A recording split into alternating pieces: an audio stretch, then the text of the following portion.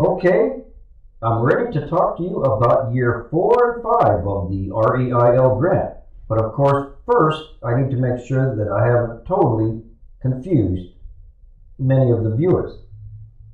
I need to kind of review that last year was year 1. Last year just consisted of working with the county to develop an evaluation instrument, which basically our role was just input. We didn't really create the instrument. And to just kind of get started having something in place for this year, which was year 2, in which you are being evaluated twice with a pre-conference, an evaluation, and a post-conference. Okay, you're supposed to have been evaluated twice by the end of the school year. I'm sure there's many of you watching this video right now saying, hey, I haven't even been evaluated at all, or I don't really think I'm going to get evaluated twice. All I can tell you is that you are supposed to be evaluated twice, and they're both practice, and they are not official, and they don't go in your personnel file. So let's say that we stay in REIL and we make it through year 3, which I explained in a previous video, would only consist of your scores as in your classroom observation scores. It would not include anything related to student progress scores. We don't have anything in place yet for that, but as I explained in previous videos, we have started working on that following the lead of Maricopa County. So if we are in the REIL grant next year, it would only be the classroom observation, and in year 4 and 5, it would be both student progress and the classroom observations. Also in years 4 and 5, according to what the county put out when we first were given information about this grant, you could earn up to $5,000 the 4th year and $5,000 up to $5,000 the 5th year. However, during the 4th year, for each teacher that is to be rewarded $5,000 because of reaching a certain level, score, which I cannot tell you what that is yet, because we have not yet been told, the district is supposed to pay 60% of that money to you. Well, what that really means is that $2,000 would be paid to you out of the grant if you reached that level, and the other $3,000 is supposed to be paid to you from the district.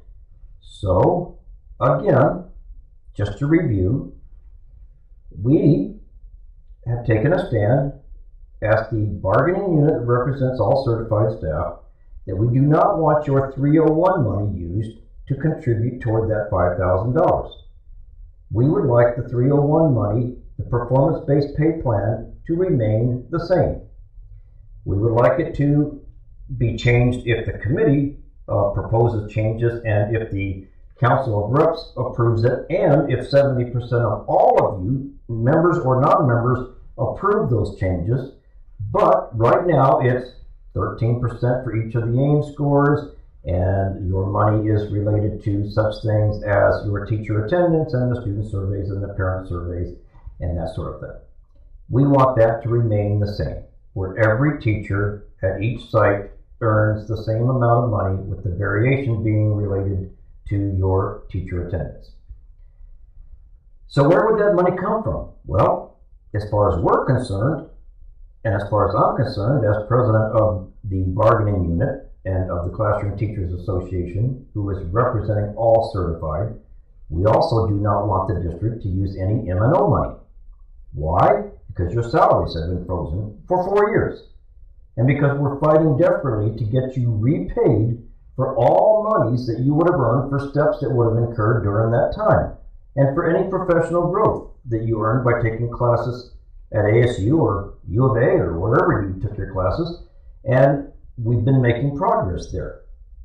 Everybody is current, as I mentioned in an earlier video, on professional growth, except for still being owed for the year 2009-10, and we are now working on a percent increase on the base and moving everybody up one step higher than the step you are currently being paid on.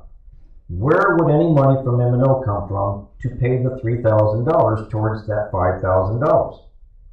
From 301 monies?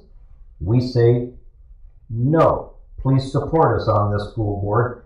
Please support us on this, Mr. Superintendent.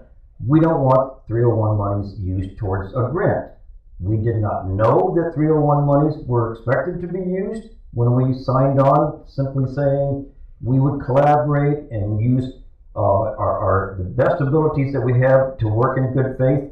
We knew nothing about anybody expecting us to use 301 monies. Nor did we know anything about being expected to contribute toward the rewards that the teachers received. All of these things were learned only after we basically said, yes, we would like to participate in good faith in this grant, where all we had been told up to that point was that the district could receive up to $25 to $26 million. You know, every single charter school in every district in this state has also signed on with the state a long time ago saying, if Race to the Top money is received and this state gets $600 million, we want our share. So believe me, that's happening all over the entire state. That's all we knew when we signed on, was that this opportunity to give teachers money whose salaries had been frozen, who all had to be evaluated by at least 1/3 of their evaluation based on student progress just because of the new law, 15-203. So the intent was to say, hey, this would be great for teachers to be able to earn up to $13,000 extra during the 3rd, 4th, and 5th year of this grant. The problem is the district is supposed to contribute a large part of that. I do not know where that money would come from, so this is a big concern. Now let me move on to year 5. In year 5, you also are supposed to be able to earn up to an extra $5,000 based on student progress and how you do in the classroom. So let's say you reach the level of the teacher that should earn that extra $5,000. During that 5th year, the district is supposed to pay 78% of the $5,000, and the county grant, REIL, pays 22%. It's real easy math. It means that the county is supposed to give you $1,100, and the district is supposed to come up with the other $3,900. I am a big proponent of anything that helps teachers earn extra money for doing things that they would have had to have done by the law anyway. I think it's wonderful that we have the opportunity for the teachers to earn the $2,400 from the grant the 3rd year, the $2,000 from the grant the 4th year, and the $1,100 for the 5th year. As CTA president, I have extreme concerns about the fact that the district does not have any knowledge of where they would come up with the $3,900 the 5th year, the $3,000 the 4th year. Next year we're okay, because we're going to pay you the performance-based pay from 301 monies, and because 39% of it is based on AIM scores, that pretty much covers the $600 portion that we would pay towards the $3,000 that you could earn next year, the 3rd year.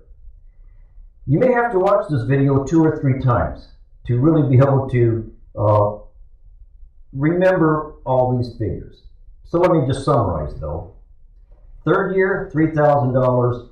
The county pays $2,400. We're supposed to pay $600. 4th year, $5,000. The county pays $2,000. We're supposed to pay the other $3,000. 5th year, the county pays $1,100. We're supposed to pay the other $3,900. If 301 money is used, only people who reach a certain level would be able to get those rewards. The teachers who don't reach that level would not receive any money. We soundly stand by our plea toward our district to leave the 301 monies under the formula that we are currently using.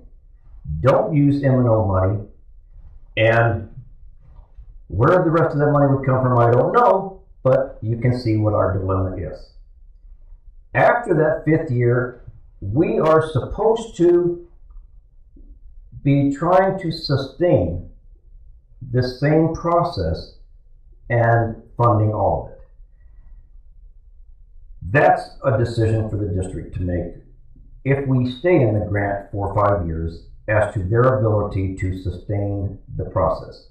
But during all those years, 3, 4, and 5, peer evaluators would be involved, hired by the county, and that would all be paid for by the county. After that 5th year, if we wanted to continue sustaining that same process, the district would also have to borne the cost of those peer evaluators. So I think I've taken you through the entire grant to the best of my ability.